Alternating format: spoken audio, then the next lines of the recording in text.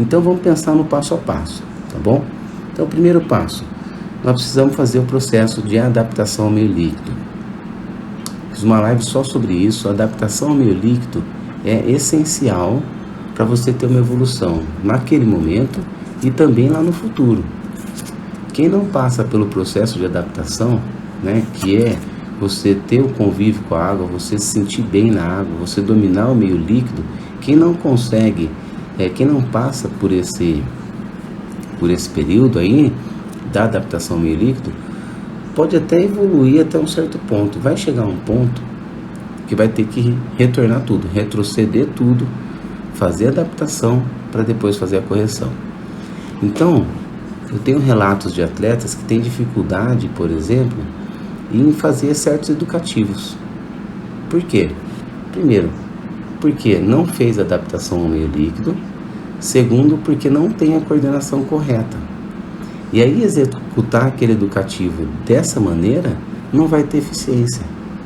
É fundamental que o atleta tenha adaptação e coordenação para executar certo educativo. Então tem certos educativos que eu vejo atletas fazendo que não estão tendo aproveitamento daquele exercício, porque não tem a percepção correta, não tem a coordenação correta, né? Não tem a adaptação correta. Então não é um educativo legal. Existem vários tipos de educativos. Educativos de unilateral, educativo para rolamento, educativo para coordenação, vários tipos. E tem alguns educativos que são bem complexos.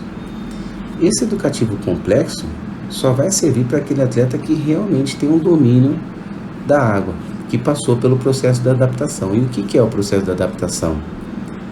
Imersão. Tem atleta que sabe nadar, que nada super bem, que tem média baixa, mas que não sabe afundar na água, né? E aí quando vai entrar num mar agitado, num mar que está cheio de onda, não consegue passar da arrebentação, porque não sabe fazer a imersão.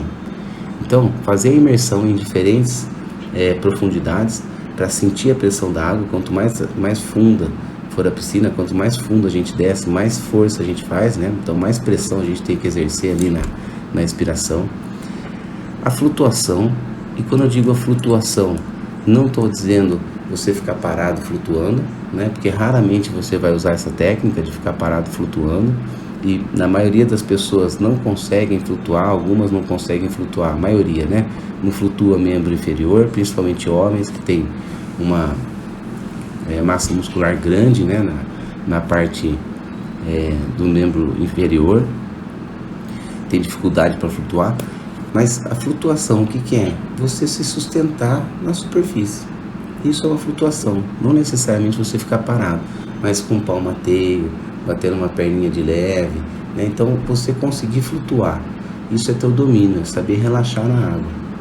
Então imersão, flutuação, o deslize, né? Que parece uma coisa simples, que é você impulsionar e deslizar ali na superfície da água. Né, esse deslize que gera uma flutuação também, ele é muito importante para o alinhamento do seu corpo, né? Então, braço bem esticado, as orelhas no meio dos braços, e você deslizar o corpo de uma maneira bem alinhada. Isso parece muito simples, mas muita gente não consegue porque não faz, porque não pratica. Então, trabalhar o deslize de uma maneira eficiente também é muito importante, né? E fazer o giro da braçada de maneira rudimentar, a pernada de maneira rudimentar. O que é a maneira rudimentar? Maneira alternada, sem pensar muito na técnica. E a perna também, de maneira alternada, que você se desloque, né? Então isso é um processo de adaptação.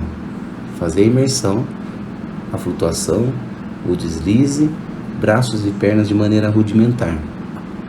E a partir daí, a gente começa um processo de coordenação, né? Então é coordenar braços e pernas. Então a coordenação em X, entra braço esquerdo, chuta a perna direita, entra a perna direita, chuta, entra braço direito, chuta a perna esquerda. Então esse processo de coordenação é muito importante, porque você fazendo essa coordenação em X, entrou o braço direito, chutou a perna esquerda, né? Então o braço direito está entrando.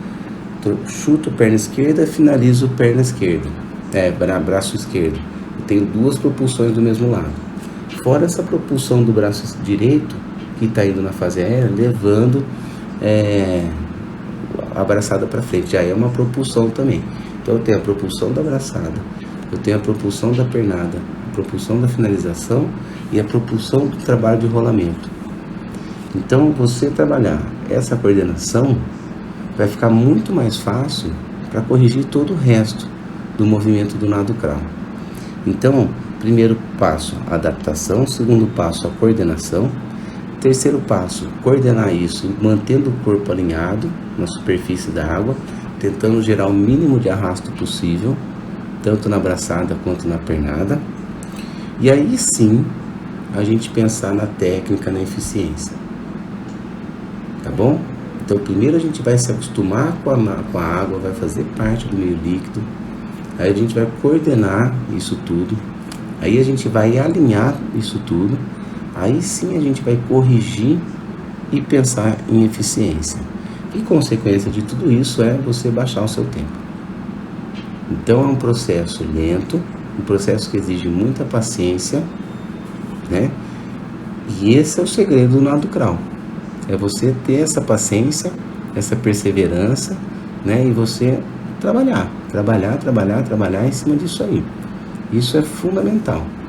Então, se você está aí com 40, 50 anos, começou a nadar mais velho, começou a nadar com 4 anos e não evoluiu, não consegue evoluir, então pensa nesses aspectos. Provavelmente, algum deles você deixou passar. Então, volta, retrocede um pouquinho, passa por esse processo, se ambienta o máximo possível, e aí sim você vai conseguir sentir a evolução.